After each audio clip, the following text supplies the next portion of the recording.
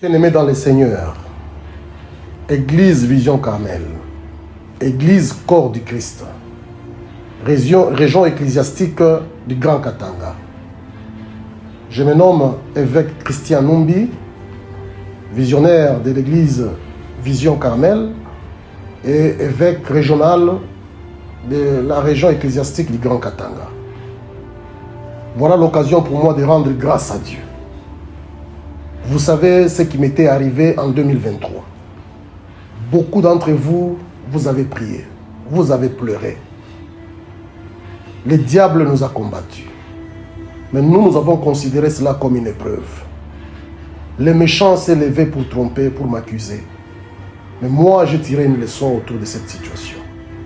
Je voudrais ici vous remercier, vous bénir toutes ces bonnes personnes qui se sont impliquées dans cette affaire pour qu'aujourd'hui je recouvre ma liberté et je continue le combat de l'évangélisation. Je bénis particulièrement mon épouse Néné Ilungankulu, une femme d'exception.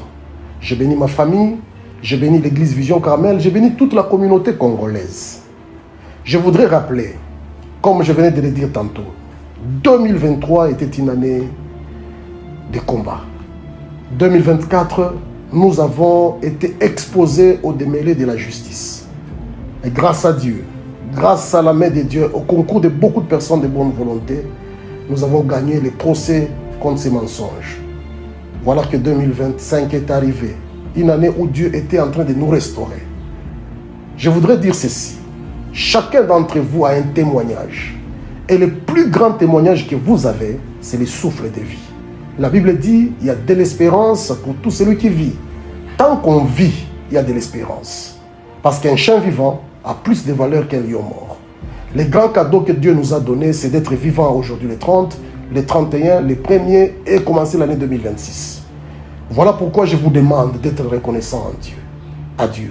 Si Dieu nous a abandonnés, on n'allait pas être vivants. Nous sommes ce que nous sommes grâce à Dieu. On est tombé malade, Dieu nous a guéris. On a voyagé, Dieu nous a accompagnés. On a été combattu, Dieu nous a donné la victoire. Dieu nous a consolés dans beaucoup de domaines. Je voudrais vous recommander de vous attacher davantage à Dieu.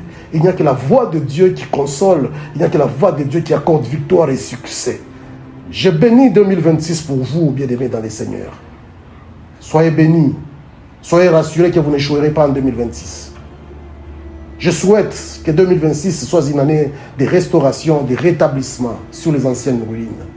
Là où vous avez été humiliés, que Dieu vous élève à cet endroit-là. Soyez bénis.